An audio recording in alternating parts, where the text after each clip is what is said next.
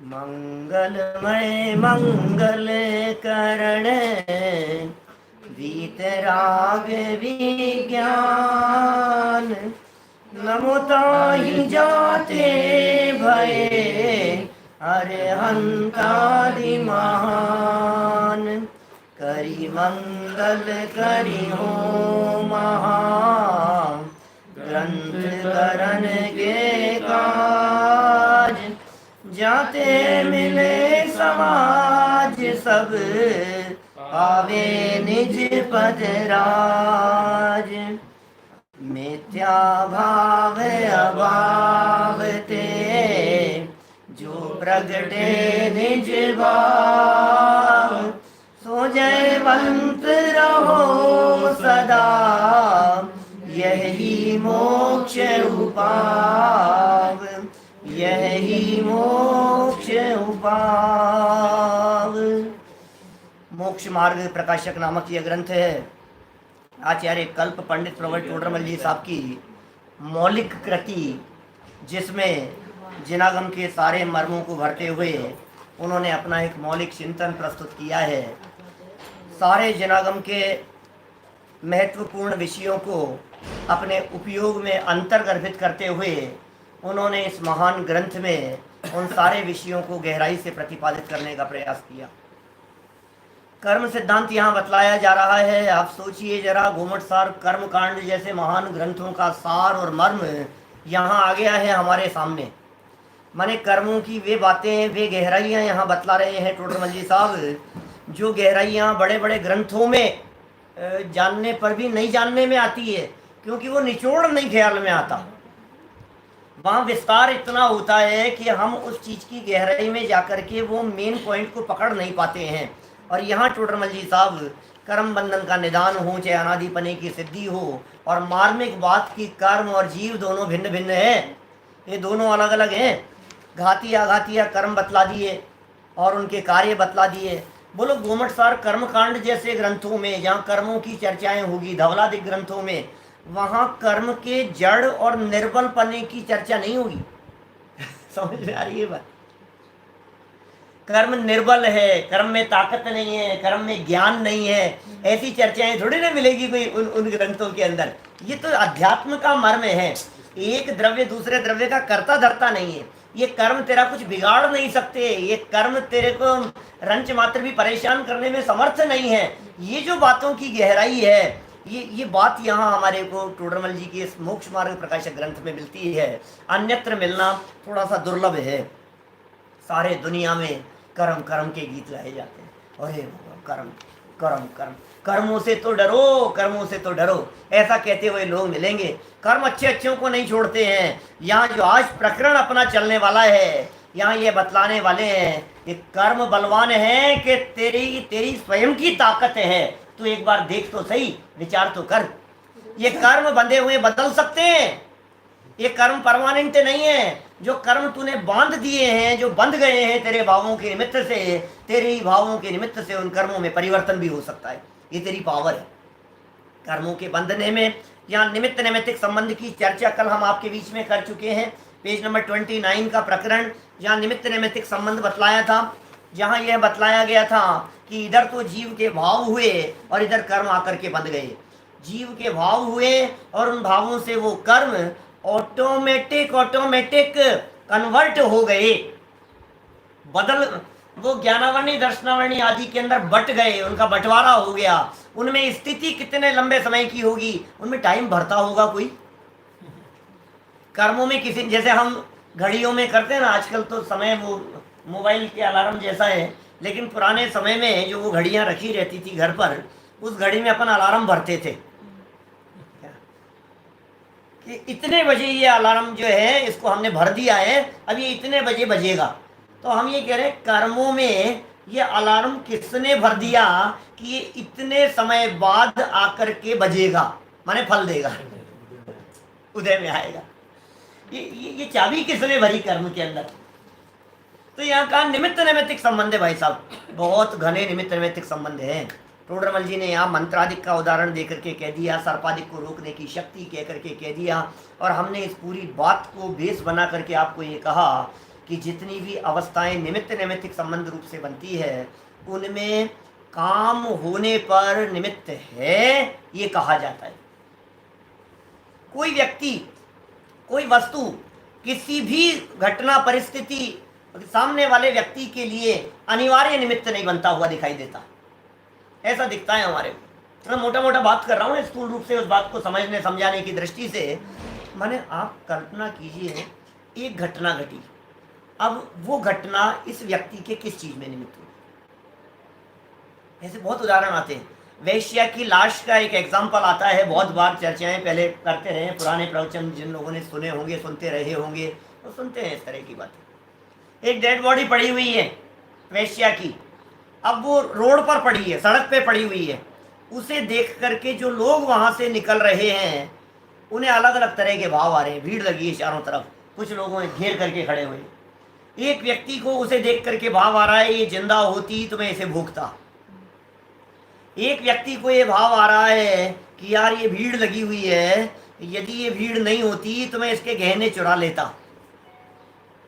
एक को क्या भाव आ रहा है? भोगने का भाव आ रहा है। एक को गहने चुराने का भाव आ रहा है। एक को ऐसा भाव आ रहा है कि ओहो देखो इतने धन से लदी है, जीवन इसने अपना बर्बाद कर लिया, ये क्या संसार का क्षणिक स्वरूप है, उसे वैराग्य भाव जागृत हो रहा है।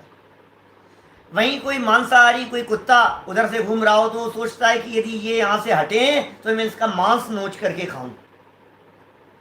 अलग अलग तरह के जीव हैं, अलग अलग तरह के परिणाम हैं। अब हमें आपसे ये कहना है वो किसमें निमित्त है बताओ।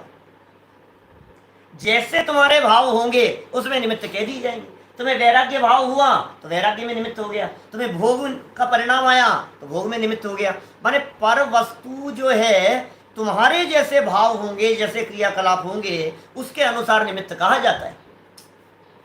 निमित्त कर्ता होकर के करे तो फिर वो जैसा करे हर व्यक्ति को वैसे ही परिणाम आने चाहिए, सबके साथ में वैसी परिस्थितियां होनी चाहिए। मतलब हमारी जिन प्रतिमाएं किस में निमित्त होती है? बोलो। जिनेंद्र देव की प्रतिमाएं, जिन्हें उन प्रतिमाओं को देख करके सम्यक दर्शन हो जाए वो सम्यक दर्शन में निमित्त बन जाती हैं। जिन्हें उन प्रतिमाओं को देख करके वीतरागता का भाव आवे वे प्रतिमाएं वीतरागता में निमित्त बन जाती है। वीतरागता की पोषक ही जिन वाणी, जिन धर्म, जिन प्रतिमाएं वीतरागता का पोषण करने वाली हैं। लेकिन आपको जानकर के आश्चर्य होगा, अनेक लोगों को उन प्रतिमाओं को देख करके कुछ ऐसे भी हो सकते हैं जिन्हें चुराने का भाव आ जाता है, चोरी का भाव आ जाता है। जिन्हें चोरी का भाव आ गया उनके लिए वो प्रतिमा चोरी में निमित्त बन गई, चोरी के भाव में निमित्त बन गई। भाव की बात कर रहे हैं तो कोई व्यक्ति उसे स्टैचू कह देता है, बनाने वाले को बनाने का भाव आता है, विराजमान करने वाले को भाव आता है कि मेरी विराजमान की हुई है। वो जब जब देखता है उसके प्रति उसका अपनापन सा दिखता है, ये तो मेरी विराजमान की हुई है। सबके अलग अलग तरह के भाव हैं। मेरा कहने का मतलब ये है निमित्त नैमित्तिक संबंध में निमित्त प्रमुख नहीं है, नैमित्तिक कार्य प्रमुख है। ये जो अपन ने यहाँ 29 नंबर पेज पर ये जो पैराग्राफ पढ़ा था, बस एक आध मिनट उस बात को समझाते हुए मैं कर्मों की उन अवस्थाओं के बारे में आपसे बात करने वाला हूँ जिनमें कर्म बदल जाते हैं और बदल सकते हैं। अपनी पावर की चर्चा करने वाला हूँ। कुछ निमित्त नैमित्तिक समझ में आ गया क्या है मैटर? तीर्थंकर जैसे परमात्मा जीवों के सम्यक दर्शन में, जीवों के मुक्ति में, जीवों के मोक्ष मार्ग प्रकट होने में, अतीन्द्रिय आनंद में, वैराग्य में, ज्ञान में, इसमें निमित्त बनने वाले तीर्थंकर परमात्मा ऋषभदेव जैसे मारीची के विरोध में निमित्त बन गए। बोलो आप, निमित्त क्या करे? निमित्त क्या करे बताओ मेरे को। इसी तरह से जो कर्म है ना, ये कर्म निमित्त मात्र है। जीव के भावों का निमित्त पाकर कर्म बंधते हैं और कर्म के उदय का निमित्त पाकर ये परिस्थितियां बनती हुई दिखाई देती। मैग्नेट की तरह चिपक जाते हैं आत्मा के साथ में, ऐसा होता है। तो कुल मिलाकर के बात यह सिद्ध हुई कि कर्म जड़ है, आत्मा चेतन है। आत्मा जिस प्रकार के भाव करता है उसका निमित्त पाकर ये कर्म वर्गणाएं, जो कार्मण वर्गणाएं थी, वे कार्मण वर्गणाएं कर्म रूप परिणमित होकर आत्म प्रदेशों के साथ में चिपक जाती है। बराबर। अब चिपकने के बाद हुआ क्या ये बताओ। बंध गए साहब, कर्म तो बंध गए। अब आप कह रहे थे बंधने के बाद में फल देंगे, उदय में आएंगे तो फल देंगे, वो स्थिति अनुभाग जैसा पड़ा होगा। और लेकिन आपने बीच में एक बात यह भी कही थी पंडित जी कि जब तक अबाधा काल नहीं आए तब तक वो कर्म फल नहीं देते। अबाधा काल पूरा हो जाने के एक निश्चित काल तक जब तक कर्म फल नहीं देते तब तक का काल कहलाता है अबाधा काल। और वो अबाधा काल पूरा हो जाने पर वे कर्म फल देना शुरू करते हैं। तो हमारा प्रश्न ये है कि जब तक उदय में आना शुरू नहीं हुआ तब तक वे कर्म कर क्या रहे हैं? बोलो, तब तक उन कर्मों का क्या हो रहा है? तो समय सार ग्रंथ में गाथा दिए, पुड़वी पिंड समाना, मिट्टी के ढेले के समान पड़े हुए हैं, कुछ करने में समर्थ नहीं है। पड़े वो कर्म पड़े रहेंगे, वो कर्म कुछ करने में समर्थ नहीं है। और उन कर्मों की उस अवस्था को यहाँ टोडरमल जी कह रहे हैं सत्ता रूप कर्मों की अवस्था। और पड़े पड़े भी कई काम हो जाते हैं, कर्म पड़े हैं, पड़े पड़े भी हो जाते हैं, पड़े पड़े वे कर्म बदल जाते हैं, फल देने के पहले बदल जाएंगे। वो किस प्रकार से बदलते हैं, उनके बदलने की 3 अवस्थाओं की चर्चा, एक संक्रमण की चर्चा, एक उत्कर्षण की चर्चा, एक अपकर्षण की चर्चा, ये 3 चर्चाएं टोडरमल जी साहब इस पैराग्राफ में कर रहे हैं। देखो आप क्या चमत्कार दिखा रहे हैं। 29 नंबर पेज, सत्ता रूप कर्मों की अवस्था, बीच में एक पैराग्राफ है, मैं यहाँ से पढ़ रहा हूँ। खोलिए अपना ग्रंथ, खोलिए अपनी पुस्तक और देखिए प्रकरण क्या है। अब जो परमाणु कर्म रूप परिणमित हुए हैं, जो परमाणु कर्म रूप परिणमित हुए हैं, कौन से परमाणु कर्म रूप परिणमित होते हैं भाई साहब? ठीक है ना, जो परमाणु कर्म रूप परिणमित हुए हैं, कौन से परमाणु? देखिए जो पुद्गल होता है, उस पुद्गल के परमाणुओं में कुल 22 जाति के परमाणु कहे, 22 जाति के विशेष प्रकार के परमाणु कहे हैं। वो अलग अलग तरह का काम करते हैं। पुद्गल जो हैं, उन 22 प्रकार के पुद्गलों में 5 प्रकार की 5 जाति के पुद्गल ऐसे होते हैं जिनका जीव के साथ में विशेष संपर्क मिलता है, 5 जाति के पुद्गलों का। और वो पुद्गल अपने अपने रूप से काम करते हैं। क्या? 5 प्रकार की वर्गणाएं। एक है कार्मण वर्गणा। ये कार्मण वर्गणाएं कर्म रूप बदलती है। ये कार्मण वर्गणाओं का कार्य है कर्म, या कर्म बने। ये कौन से पुद्गल परमाणु, कौन सी जाति के पुद्गल परमाणु थे? तो बोले कार्मण जाति की वर्गणाएं थी, कार्मण जाति के पुद्गल थे। कुछ पुद्गल परमाणु होते हैं, वे वर्गणाएं होती है भाषा। ये भाषा वर्गणा के जो पुद्गल परमाणु हैं, ये शब्द रूप बदलते हैं, शब्द रूप परिणमित होते हैं। बराबर समझ में आ रही है बात? इसी तरह से एक है आहार वर्गणा। ये आहार वर्गणा क्या करती है? बोले आहार वर्गणा शरीर, ये किताब, ये टेबल, ये इस रूप परिणमित होती हुई दिखाई देती है। ये आहार वर्गणा और रूप पुद्गल है। एक है मनोवर्गणा रूप पुद्गल, वो मन रूप कार्य करते हुए दिखाई देते। और 4 हो गई। और एक है तेजस। एक तेजस नाम की वर्गणाएं हैं जो शरीर में तेज प्रदान करने रूप जो काम करती हुई दिखाई देती है। ये 5 प्रकार की वर्गणाओं का संबंध जीव के साथ में विशेष रूप से होता है। और उसमें एक वर्गणा है एक जाति की जिसका नाम है कार्मण वर्गणा। तो इन्होंने कहा ना जो परमाणु माने कौन से वाले? तो कार्मण वर्गणा वाले कर्म रूप परिणमित हुए हैं, उनका, उन परमाणुओं का जब तक उदय काल न आए, उन परमाणुओं का जब तक फल देने का समय नहीं आया, जब तक उदय काल नहीं आया, तब तक जीव के प्रदेशों से एक क्षेत्रावगाह रूप बंधन रहता है। माने जब तक उनका फल नहीं मिलेगा तब तक वे चिपके ही रहेंगे तुम्हारे साथ में। तुम नरक में चले जाओ तब तक भी चिपके रहेंगे, तुम स्वर्ग में चले जाओ तब तक भी चिपके रहेंगे। तुम बिजनेस कर रहे हो, खा रहे हो, पी रहे हो, नहा रहे हो, धो रहे हो, कुछ भी काम कर रहे हो, हर समय वे कर्म वर्गणाएं तुम्हारे साथ में चिपकी रहेगी। एक क्षेत्र अवगाह, मैंने एक दिन शायद आपको बतलाया था, ये कर्मों का आत्मा के साथ में जो एक क्षेत्रावगाह संबंध है, ये कुछ अलग जाति का संबंध है, ये कुछ विशिष्ट जाति का संबंध है। कर्म और आत्मा का एक क्षेत्रावगा संबंध इतना विशिष्ट जाति का संबंध है जो अगले जन्म तक भी साथ में जाता है। शरीर और आत्मा का भी एक क्षेत्रावगा संबंध है। आकाश द्रव्य के साथ में भी हमारा एक क्षेत्रावगा संबंध है। धर्म द्रव्य के साथ भी एक क्षेत्रावगा संबंध है।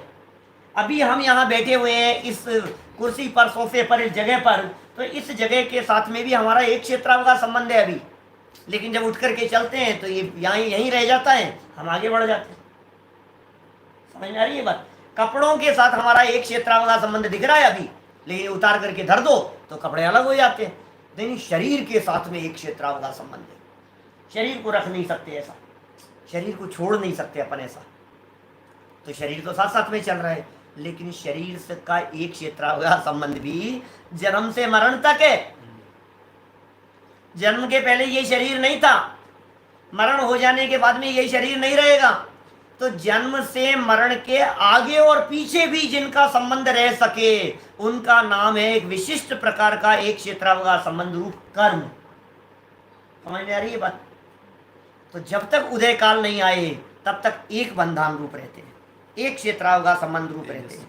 ठीक है ना? बंधान रूप रहते हैं, बंधे रहते हैं, जीव के प्रदेशों से बंधे हुए रहेंगे। ये बात यहाँ प्रदेश बंध के संदर्भ में कह रहे हैं, प्रदेशों से बंधे हैं ना, ये प्रदेश बंध की बात है। प्रकृति रूप बदल करके भी प्रदेशों के साथ में चिपके हुए हैं, क्योंकि अभी तो उदय काल नहीं आया, माने स्थिति अभी लंबी है, अब आधा काल पूरा नहीं हुआ है और अभी अनुभाग का कुछ काम नहीं है, क्योंकि उदय आएगा तो अनुभाग काम करेगा। देखिए वहां जीव भाव के निमित्त से, किसके निमित्त से? जीव भाव के निमित्त से कई प्रकृतियों की अवस्था का पलटना भी हो जाता है। ओहो, कर्मों को पलटना पड़ेगा। क्या इधर भाव बदलेंगे तो कर्म बदले बिना रहेंगे नहीं। कर्म की ताकत नहीं है जो मुझे बांधे रखने में समर्थ हो सके, ये मेरे भावों की ताकत है जिसकी वजह से कर्म कम भी हो सकते हैं, ज्यादा भी हो सकते हैं, बंध सकते हैं, बंधे रह सकते हैं। समझ में आ रही है बात? कर्म बिचारे कौन? भूल मेरी अधिकारी। कर्म बिचारे कौन? सारा दोष कर्म के ऊपर लगाता है, कर्म के ऊपर दोष लगा रहा है, दोषारोपण कर रहा है। अरे साहब कर्म का उदय, अरे साहब कर्म का उदय, मैं क्या करूं साहब कर्म का उदय। अरे कर्म तो निमित्त मात्र हैं। समझ में आ रही है बात? कर्म तो निमित्त मात्र हैं और उन कर्मों में परिवर्तन भी तेरी वजह से हुआ है। नहीं साहब दुख तो देते हैं साहब, कर्म दुख तो देते हैं कि बता कर्म को बांधा किसने था। आपको मालूम है ये कर्म वर्गणाएं स्वतंत्रपने विचरित हो रही थी सारी दुनिया में। ये कर्म वर्गणाएं, पुद्गल थी ना, पुद्गल, ये पुद्गल के परमाणु दौड़ रहे थे, इधर उधर सब तरफ दौड़ रहे थे। हमने जैसे ही भाव किए इन्हें आकर के चिपकना पड़ा कर्म वर्गणाओं को। हमारे भावों का निमित्त पाकर के इन कर्मों को चिपकना पड़ा, ऐसा संबंध है। अब ये चाह करके भी कर्म वर्गणाएं भाग नहीं सकती है, क्योंकि हमने बांध रखा है उसको। कर्म ने हमें बांध रखा है कि हमने कर्मों को बांध रखा है? क्या निमित्त नैमित्तिक संबंध से ये बंधे हैं, तो किसने किसको बांध रखा है ये तो बताओ हमारे को। कि तेरी वजह से कर्म बंधे, कर्मों की वजह से तू नहीं बंधा है, ये बताना चाह रहे। अग्नि जल रही है, ये जीव उसके अंदर हाथ लगाए तो क्या होगा? जलेगा। अब इसने उस अग्नि में हाथ लगाया और जला। अब ये कह रहा है आग ने मुझे जला दिया। बोलो अरे भाई आग क्या करे? तूने हाथ डाला है उसमें, तूने काम किया है। ये कर्म क्या करे? तूने परिणाम किए हैं इस तरह के। जीव के भावों का निमित्त पाकर, हमारे विचारों का निमित्त पाकर, हमारे परिणामों का निमित्त पाकर, हमारे परिणामों की शक्ति से ये क्या हो सकता है? वे परमाणु क्या जीव भाव के निमित्त से कई प्रकृतियों की अवस्था का पलटना भी हो जाता है। अवस्थाएं बदल जाती है, पुण्य पाप में बदल जाएगा, पाप पुण्य में बदल जाएगा, अवस्थाएं बदल जाएगी उनकी अवस्थाएं 3 प्रकार से बदलती है। एक तो कर्मों की अवस्था ऐसी बदल जाए कि कर्म जो थे पुण्य वे पाप में बदल जाए, एक अवस्था तो ऐसी बदलना हुआ। एक ऐसी हो सकती है कर्म की अवस्था, बांधा था इतना सा, फल देते समय हो गया इतना, ठीक है। एक ऐसी हो सकती है अवस्था, कर्म बांधा था इतना और फल मिला इतना सा। ये अवस्थाओं के बदलने के संदर्भ में कह रहे हैं। और इन सब में कारण क्या बतलाया? बोले जीव भाव के निमित्त से। जीव भाव के निमित्त से कई प्रकृतियों की, कईयों की अवस्था का पलटना भी हो जाता है। अभी समझाएंगे आपको उदाहरण देकर के इन सब बातों को।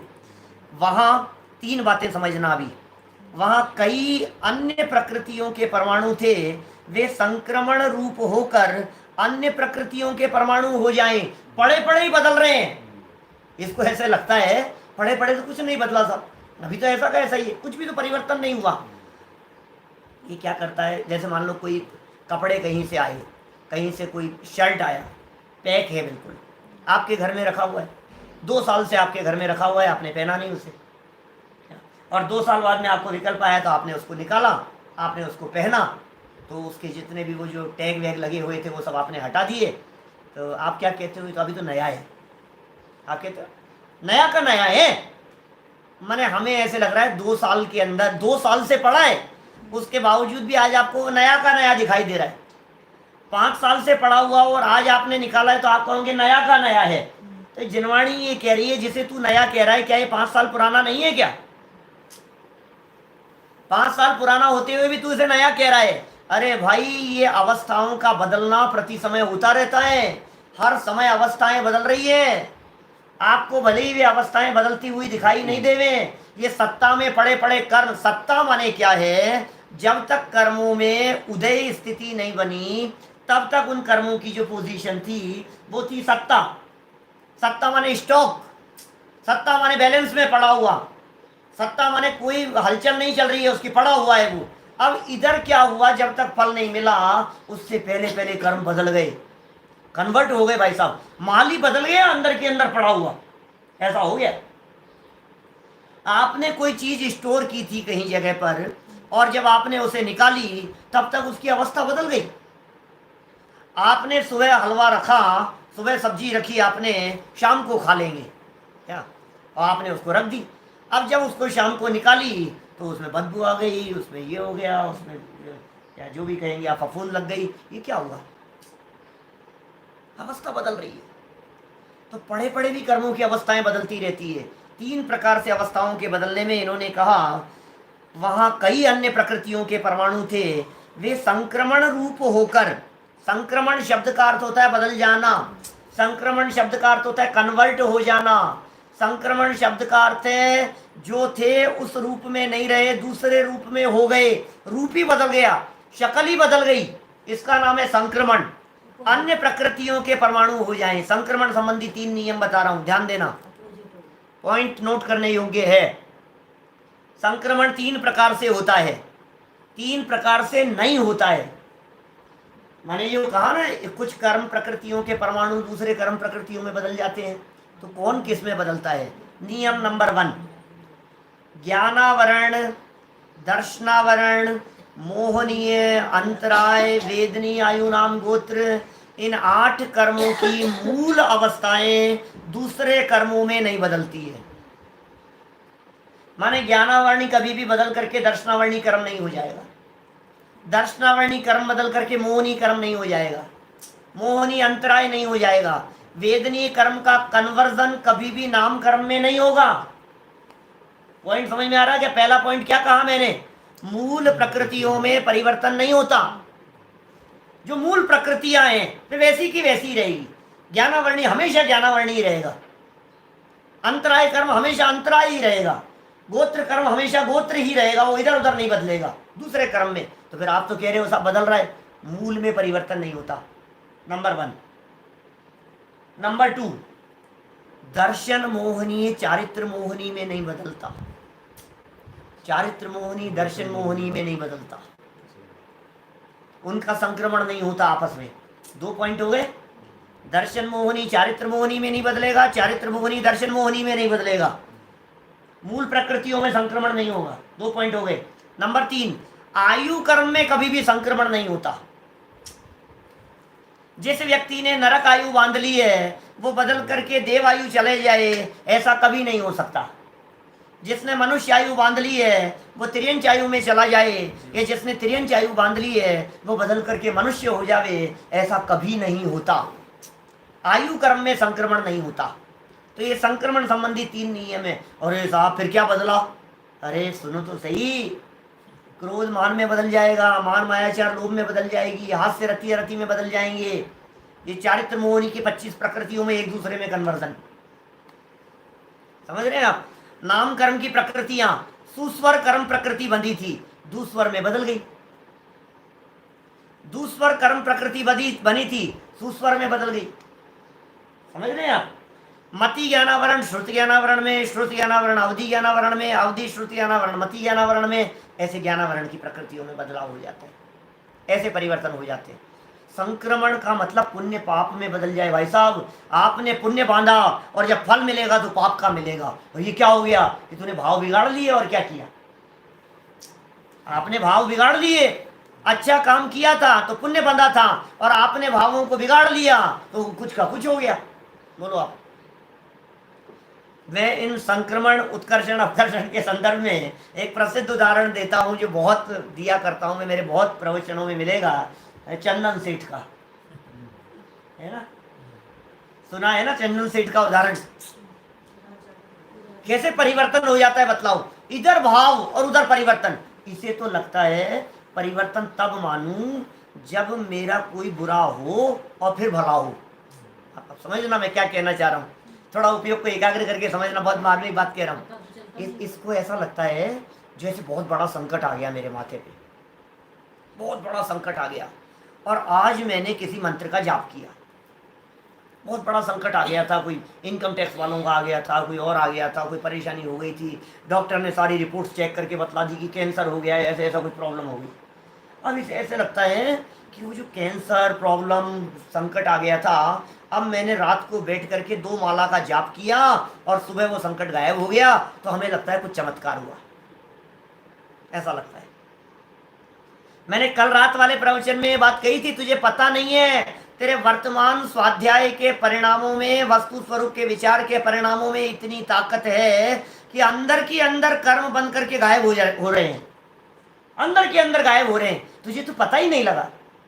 संकट आया था इस बात का भी पता नहीं लगा, और संकट मिट गया इस बात का भी पता नहीं लगा। ऐसा काम स्वाध्याय आदि के परिणामों से अंदर में कर्मों में संक्रमण ऑटोमेटिक हो रहा है, ऑटोमेटिक प्रक्रिया चल रही है। आप ये मत समझो हम सुन रहे हैं लाभ क्या हुआ, आप ये मत समझो साहब लाभ क्या हुआ, साहब नतीजा क्या निकला, साहब कुछ भी तो नहीं हुआ, साहब इतने सालों से प्रवचन सुन रहे, कुछ भी तो नहीं हुआ, कुछ भी तो नहीं हुआ। अरे अंदर में कर्मों का संक्रमण हो रहा है, अंदर में कर्मों का उत्कर्षण अपकर्षण हो रहा है, ये प्रक्रिया अपने आप चलती है।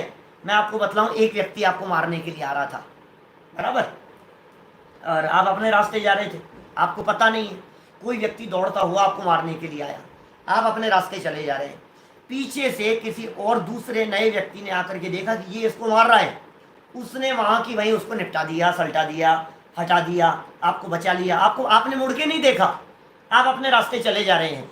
मैं आपसे पूछ रहा हूं, बोलो परिवर्तन हुआ कि नहीं हुआ? आपको पता ही नहीं लगा, अंदर की अंदर बदल गई पिक्चर, ऊपर की ऊपर बदल जाती है, आगे तक पहुंचती ही नहीं है बात, हमारे दिमाग तक बात आई ही नहीं, उसके पहले ही बदल गए। तो चंदन सेठ की बात कह दूं आपको,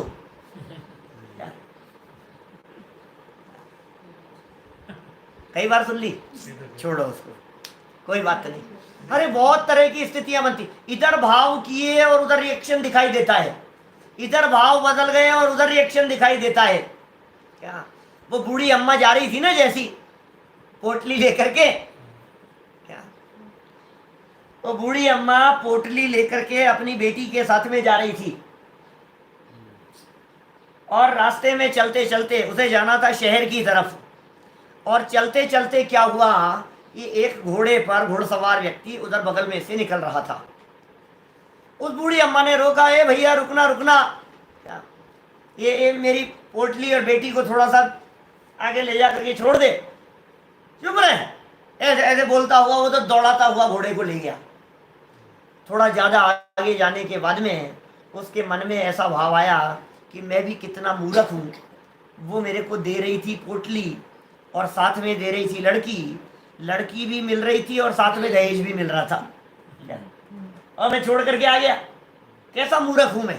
क्या ये उसके मन में विचार आया, खोटा विचार आया।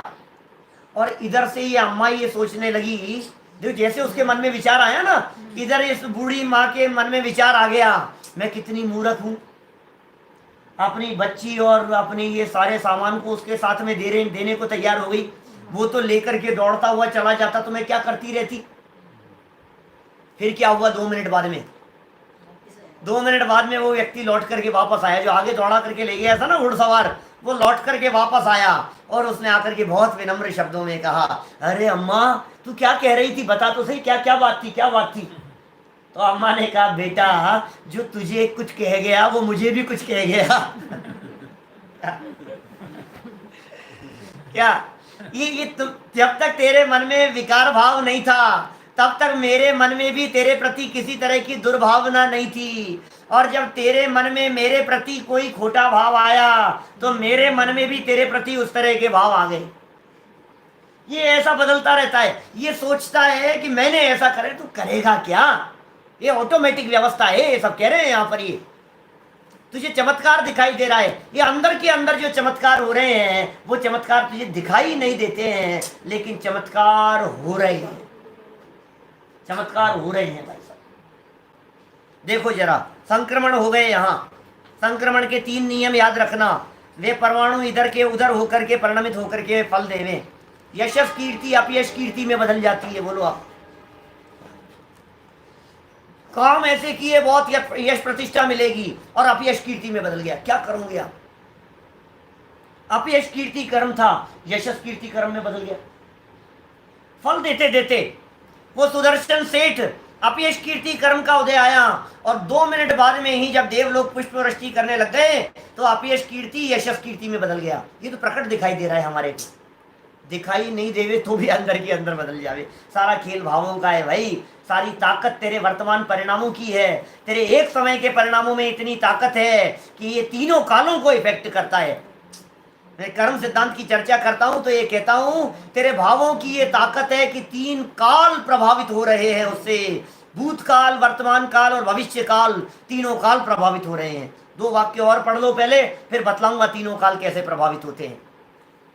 देखिए, तथा कई प्रकृतियों की स्थिति, कई प्रकृतियों की स्थिति, स्थिति माने क्या होता है, समय, टाइम पीरियड, और अनुभाग बहुत थे। स्थिति बहुत थी, अनुभाग बहुत था, बहुत बड़ा फल मिलने वाला था, सो अपकर्षण होकर थोड़े हो जाएं। क्या कर्मों की जो स्थिति थी वो अपकर्षित हो गई। अपकर्षण शब्द का अर्थ होता है कम हो जाना, अपकर्षण का अर्थ होता है रिड्यूस हो जाना, उसमें कमी आ जाना। जैसे ब्याज दर कम हो गई, समझ में आ रही है बात आपको। प्रॉफिट बहुत होना था, इतनी घोषणा की थी, अब बाद में वो कन्वर्ट हो गया तो कम होकर के उदय में आ गया। शेयर मार्केट बहुत बढ़ गया था, आपका प्रॉफिट बहुत हो गया, लेकिन जब आप उसे बेचने के लिए गए उसी क्षण वो ऐसा डाउन हुआ कि वो आकर्षित होकर के फल मिला, उसका कम होकर के फल मिला। देखो, पाप का फल भी बहुत कम होकर के मिल सकता है, पुण्य का फल भी बहुत कम होकर के मिले। जब पुण्य और पाप किसी भी कर्म का फल, और भी सारे कर्म समझ लेना, जब उन कर्मों का फल कम होकर के मिलता है तो उसे कहते हैं अपकर्षण। समझ में आ रही है बात। अब नेक्स्ट वाक्य, तथा कई प्रकृतियों की स्थिति और अनुभाग थोड़े थे, स्थिति और अनुभाग बहुत कम थे, सो उत्कर्षण होकर बहुत हो जाए, ऐसा भी होता है। परिस्थिति तो ऐसी बनी कि जिस परिस्थिति के अंदर बहुत बड़ी सजा मिलने वाली है, क्या अपराध तो ऐसा हो गया था, माने समझ लो आप 70,000 का मोबाइल था और 5 साल के बच्चे ने उछाल रहा था, ऐसे उछाल उछाल करके कैच कर रहा था और जमीन पर गिरा और टुकड़े टुकड़े हो गए उसके। अब बताओ क्या होगा, बोलो क्या होगा। पिटेगा, उसकी जो हालत होगी ना उस बच्चे की, जो सजा मिलेगी, वो तो सहम गया, बिल्कुल घबरा गया वो तो है, और सॉरी बोलने लगा। तो बोलो क्या हुआ, तुरंत ही उसके माता पिता ने ये कहा, जिसके भी साथ परिस्थिति बनी, कोई बात नहीं बेटा, जो हो गया हो गया, अब क्या कर सकते हैं। माने देखो आप, ऐसा लग रहा था उसको जैसे अभी तो पिटा में चांटे पड़ेंगे बहुत, और उसका फल क्या मिला, कुछ नहीं, कोई बात नहीं, निपट गया। कभी ऐसा भी हो सकता है काम किया इतना सा और फल मिले इतना। क्या एक बच्चे से 5 रुपए उसको दिए थे और वो 5 रुपए उससे खो गए। क्या 5 साल का बच्चा था, 5 का नोट उसको दिया था, खो गया, और उससे खो गया। तो हमने क्या बेटा कहाँ कहाँ चला गया है? अब एक स्थिति तो ये हो सकती है वो कहे सॉरी मुझे ध्यान नहीं रहा, तो बात ही खत्म हो जाएगी, 5 रुपए का सवाल है। लेकिन उसने पलट करके क्या जवाब दिया आपको?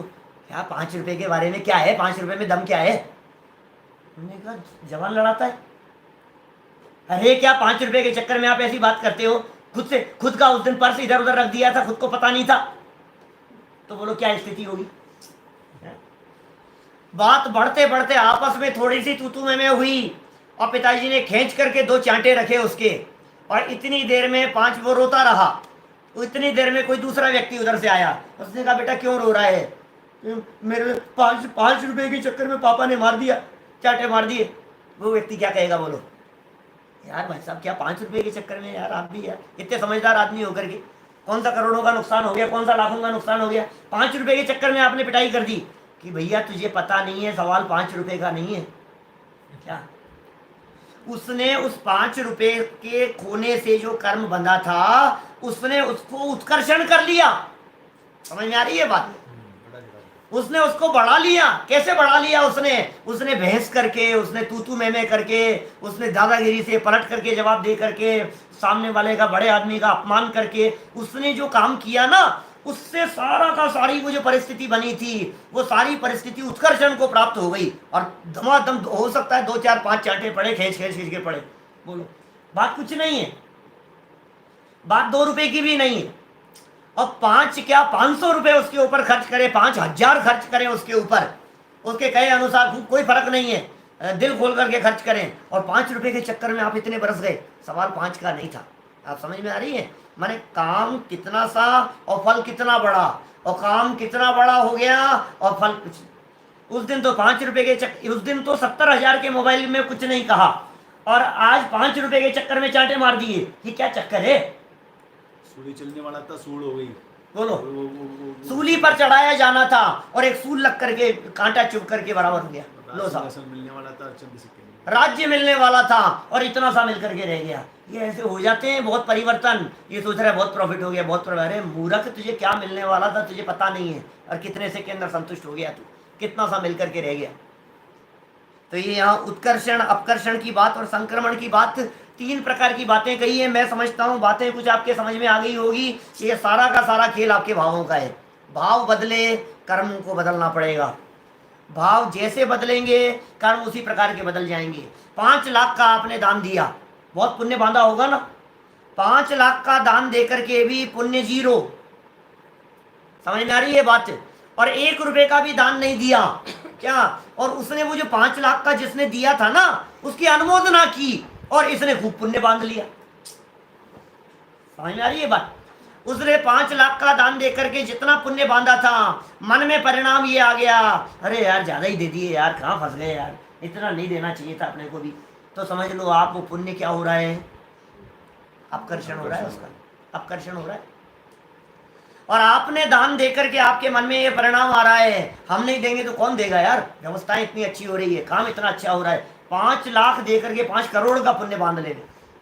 ऐसा है, बांधने के बाद बदल जावे, बांधने के बाद में वो परिवर्तन हो जाए उसमें। जब तक फल नहीं दिया तब तक। अरे अपने जो पुरुषार्थ सिद्धि उपाय नामक ग्रंथ है ना, आचार्य अमृतचंद्र का लिखा हुआ, उस पुरुषार्थ सिद्धि उपाय नामक ग्रंथ में हिंसा के संदर्भ में ऐसी ऐसी व्याख्याएं की है। एक व्यक्ति ने किसी व्यक्ति को मारने का भाव किया, क्या एक व्यक्ति ने दूसरे व्यक्ति को मारने का भाव किया। अब मारने का भाव करने पर हिंसा का पाप बंधा इसको। तो अमृतचंद्राचार्य कह रहे हैं उस व्यक्ति को मार नहीं पाया, क्या फिर दोबारा 3 दिन बाद में उसने मारने का भाव किया, बोले फिर मार नहीं पाया। 5 दिन बाद में फिर मारने का भाव किया और मार नहीं पाया। तो अमृतचंद्राचार्य कह रहे हैं मारा 1 भी बार नहीं और हत्या कर दी 50 बार। समझ में आ रही है बात आपको? ऐसे ऐसे उदाहरण दिए। वो व्यक्ति मरा ही नहीं, और उसको मारने का जो पाप था उसका फल उस व्यक्ति के मरने के पहले ही भोग रहा है। अरे व्यक्ति तो मरा ही नहीं, मुझे मुझे फल किस बात का मिल रहा है? तुझे तेरे भावों का फल मिल रहा है। ये समझा रहे हैं। सत्ता में पड़े पड़े की बात कह रहे हैं आप। लोग ऐसा कहते हैं हमने बहुत पाप किए हैं पंडित जी, हम आपको क्या बतलाएं, हमने कितने पाप किए हैं, हमने कितने अपराध किए हैं, हमसे कितनी गलतियां हुई है। ये टोडरमल जी कह रहे हैं भूल जाओ उन्हें, याद करो संक्रमण को, भूल जाओ उनको, याद करो उत्कर्षण और अपकर्षण को। तुम्हारा पूर्व का बंधा हुआ पाप भी पुण्य में और पुण्य का बंधा हुआ पाप भी पाप में कन्वर्ट हो सकता है, कर्म भी। ये स्थितियां हो सकती है। मैं आपको बतला रहा था तीनों काल प्रभावित होते हैं। संक्षेप में बात कहता हूं, बहुत संक्षेप में। आपने वर्तमान में जो भाव किए, वर्तमान में जो भाव किए, आपका वर्तमान वैसा होगा। क्या फल? फल किसका लगता है? फल तो अपने परिणामों का लगता है। समझ में आ रही है बात? कर्मों का नहीं लगता है। बड़ी पंडित जी का वाक्य है ना इस तरह का, संयोग उदयानुसार मिलते हैं और सुख दुख परिणाम अनुसार होते हैं। सुख दुख का संबंध संयोगों से नहीं है, सुख दुख का संबंध तुम्हारे परिणामों से है। तो परिणाम कैसे हैं? अभी हमने जैसे भाव किए वैसे हमारे को फीलिंग होगी। वर्तमान का वर्तमान में ही फल मिलता है। कर्मों का फल तो उधार होगा, अबाधा काल पड़ेगा, उदय आएगा तब फल मिलेगा। लेकिन भावों का फल तो तत्काल मिल रहा है। तत्काल वैसा ही फीलिंग हुआ आपको। गुस्से का भाव आया तो आपको अच्छी फीलिंग थोड़ी ना हुई थी, उसका फल मिल गया आपको। गुस्सा करते समय आपके परिणामों में जो खींचतान थी और जो उतार चढ़ाव थी और जो टेंशन थी और जो आकुलता थी, वो वर्तमान में ही फल मिल रहा है आपको, गुस्सा करते करते ही। वर्तमान का वर्तमान में। एक चीज, कर्म बंधन का प्रकरण चल रहा है, आपने परिणाम किए, कर्म बंध गया 3 साल 5 साल 25 साल आगे तक के लिए, बराबर 25 साल के लिए कर्म बंध गया, आगे तक के लिए कर्म बंध गया। फल कब मिलेगा? भविष्य में। भविष्य प्रभावित होगा। भविष्य में परिस्थितियां आपके वर्तमान के हिसाब से, वर्तमान के ऊपर निर्भर कर रहा है भविष्य। जैसा वर्तमान उसके अनुसार भविष्य का निर्णय होगा कि इसका भविष्य कैसा है। तो भविष्य प्रभावित हो गया। किसा भूतकाल कैसे प्रभावित होगा? भूत तो बीत चुका है ना, भूत में भी परिवर्तन हो सकता है क्या? कि हो सकता है। कि कैसे परिवर्तन हो सकता है? आपके वर्तमान समय के भाव, 3 दिन पहले आपने कोई कर्म बांधा था जिसका फल 30 साल बाद में मिलना है। 3 दिन पहले जो आपने कर्म बांधा था वो पास्ट था ना, उसका फल मिलना है 30 साल बाद। अभी आपने किए भाव, तो वो 30 साल बाद में जो मिलने वाला है, और वो जो 3 दिन पहले बांधा था, ये बंधे हुए कर्म बदल गए। पास्ट में जो कर चुके हैं ना अपन खोटे काम, वो बदल गए वर्तमान के अच्छे भावों से। जो खोटे काम हमने भूतकाल में किए हैं, वे सारे के सारे वर्तमान में भाव संभाल लिए अपन ने। अरे कितने सारा इतिहास भरा पड़ा है, जैन इतिहास उठा करके देखो, जैन पुराण उठा करके देखो। अंजन जैसा चोर निरंजन कैसे बन गया, ये बताओ मुझे। क्या ये विद्युत चोर जो चोरी करने के लिए आया था, ये मोक्ष कैसे चला गया, बताओ मुझे। ये बातें समझ में नहीं आ रही है आपकी? ये संक्रमण है, ये उत्कर्षण अपकर्षण है, सब कुछ किया हुआ। वर्तमान समय में सारा पास्ट बदल गया। सप्त व्यसनों में पारंगत रहने वाला, भोगने वाला, वैश्या सेवन करने वाला, मांस भक्षण करने वाला, शराब पीने वाला, अनीति अन्याय करने वाला, बेईमानी करने वाला, कुशील व्यभिचार करने वाला, सब कुछ बदल गया वर्तमान समय के भावों से। भूल जाओ पिछली बात को, बीती ताही विसार दे, आगे की सुध ले। ये सिखा रहे हैं ये कर्म सिद्धांत में। यहाँ पर हो गया होगा, हो गया था ना, खत्म कर बात, कुछ नहीं। वर्तमान भावों को संभाल। वर्तमान की कीमत है भाई साहब, वर्तमान की कीमत है। जिसने वर्तमान को संभाल लिया उसका सब संभल गया, और जिसने अपने वर्तमान को नहीं संभाला उसका सब बिगड़ा हुआ है। बिगड़ा हुआ और ज्यादा बिगड़ जाएगा। पास्ट का थोड़ा बहुत कुछ सुधरा था, वर्तमान के बिगड़े भावों से और ज्यादा बिगाड़ लिया तूने। समझ में आ रही है बात? सरलता होनी चाहिए। हृदय में सरलता है, परिणामों में सरलता है, परिणामों में विनम्रता है, वेद विज्ञान करने का भाव है, आत्मसन्मुख वृत्ति है, स्वाध्याय करने का परिणाम है, अंतरोन्मुखी परिणाम है। तो क्या होगा उससे? बोले सब बदल जाएंगे। इसलिए कह रहे हैं कर्मों की चिंता छोड़ और स्वभाव की दृष्टि कर। परिणाम संभलेंगे तो कर्म सब संभल जाएंगे। एक प्रश्न है साहब, ये परिणाम संभलेंगे कैसे, ये बताओ, परिणाम कैसे संभले? क्या जवाब हो सकता है? अपरिणामी क्या? अपरिणामी के लक्ष्य से परिणाम सुधरते हैं। समझ में आ रही है बात? अपरिणामी तत्व को देखो, ज्ञायक को देखो, प्रभु परमात्मा अंदर में विराजमान है, उसे देखो। उसको देखेंगे तो ये परिणाम अपने आप संभल जाएंगे, सुधर जाएंगे। देखिए आप, इससे भारी परिणामों से इस प्रकार अंदर परिणामों से ही संक्रमण होगा या भारी परिणामों से? भारी परिणामों से भी होता है, भारी परिणाम से भारी परिणामों से भी होता है। क्यों नहीं हो रहा? आप क्या सोच रहे हो? अंदर के परिणाम तो उत्कृष्ट रूप से परिणमन करेंगे, हमारे अनुकूल परिणाम आएंगे। बाहर के परिणामों में भी संक्रमण होता रहता है। आकर्षण उत्कर्षण बचाने का भाव आया, चोरी करने का भाव आया, मारने का भाव आया, भाव तो स्वतंत्र है ना भाई। क्रिया तो दुनिया पकड़ती है, भावों को कौन पकड़ेगा? ये सारे कर्मों की जो नजर है ये भावों के ऊपर है, और क्या है? ये सारे कर्म हमारे भावों की मॉनिटरिंग कर रहे हैं। इसमें संजीव जी एक ही बात है, इसमें आकर्षण हो सकता है, उत्कर्षण हो सकता है, संक्रमण हो सकता है, निर्जन नहीं हो सकता। समझ में आ रही है क्या बात? क्या इसलिए तो निर्जन हो जाएगा। ये कर्मों की अवस्थाएं बदल रही है, हाँ, निर्जरा नहीं हो नहीं पाएगी। हो पाएगी। उत्कर्षण अपकर्षण संक्रमण तो हो गया, इसलिए बहुत ज्यादा राजी होने की भी जरूरत नहीं है। पाप पुण्य में बदल गया, तुम बहुत खुश हो गए, लेकिन हुआ क्या? वो थोड़े समय बाद में वापस आएगा तो वहीं पे घूम फिर करके कहाँ चला जाएगा? वो तो इतने रहेंगे उतने ही। बोलो। आगे जाकर के अभी ये नीचे जब प्रकरण आएगा, कल करेंगे चर्चा अपन, उसमें ऐसी चर्चा आने वाली है। समय प्रबद्ध कर्म परमाणु बंधते हैं और समय प्रबद्ध निर्जरित होते हैं, उदय होकर के कर्म खिर जाते हैं। लेकिन भाई उसमें कुछ दम नहीं है। देखो 2 लाइन और पढ़ करके पूरी करते हैं बात। इस प्रकार पूर्व में बंधे हुए परमाणुओं की, पहले बंधे हुए परमाणुओं की भी जीव भावों का निमित्त पाकर अवस्था पलटती है। कैसे पलट रही है? जीव भाव का निमित्त पाकर। इंपॉर्टेंट जीव भाव है, इंपॉर्टेंट मेरे परिणाम है। इसका मतलब कंट्रोलिंग मेरे हाथ में। टोडरमल जी यहाँ जीव भाव शब्द दे करके इतनी महत्वपूर्ण बात कहना चाह रहे हैं, सारी कंट्रोलिंग तेरे पास में है। तुझे कर्म कंट्रोल नहीं कर रहे हैं, कंट्रोलिंग कर्म के पास में नहीं है। कर्म ने तुझे कंट्रोल किया हो ऐसा नहीं है। इस धोखे में और इस गलत फहमी में मत रहना कि कर्म मुझे कंट्रोल कर रहे हैं। असली बात यह कि मैं कर्मों को कंट्रोल कर रहा हूं। बोलो। इसमें ऐसा हो सकता है ना, बागडोर यदि तू अपने हाथ में रखेगा तो सब व्यवस्था बहुत अच्छी है, और यदि तूने अपनी बागडोर कर्म के हाथ में सौंप दी तो फिर कुछ नहीं हो सकता है। चोरी करने का भाव आया ये तो स्वतंत्र है, और चोरी नहीं करूं, चोरी करने का क्या? भाव में नहीं करूं, ये अपने आप में स्वतंत्र है। समझ में आ रही है बात? कर्म का उदय आया और तदनुसार परिणाम नहीं करे, ये तेरा पुरुषार्थ है। देखिए, इस प्रकार पूर्व में बंधे हुए परमाणुओं की भी जीव भावों का निमित्त पाकर अवस्था पलटती है, और निमित्त न बने तो नहीं पलटे, ज्यों की त्यों रहे। इस प्रकार सत्ता रूप कर्म रहते हैं। यह बात तो टोडरमल जी ने पढ़े हुए कर्मों की बात की, और अब टोडरमल जी बात कह रहे हैं जब फल मिलता है तो क्या होता है, उदय आता है तो क्या होता है।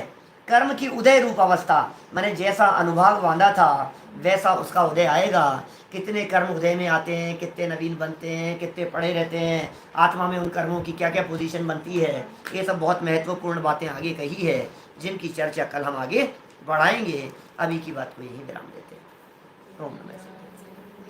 शुद्ध स्वरूपी अविनाशी आत्म स्वरूप